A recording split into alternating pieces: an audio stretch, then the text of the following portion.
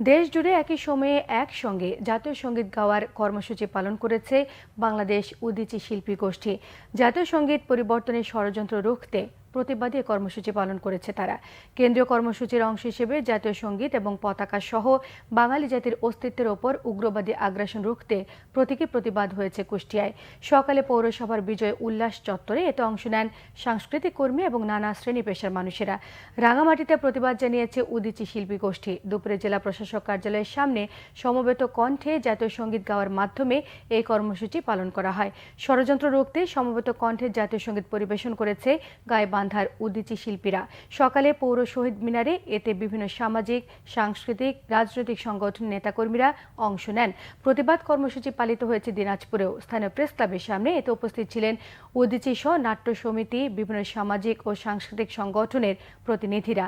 জাতীয় পতাকা উত্তোলন এবং সম্মিলিতভাবে জাতীয় সঙ্গীত পরিবেশন হয়েছে ঠাকুরগাঁয়েও।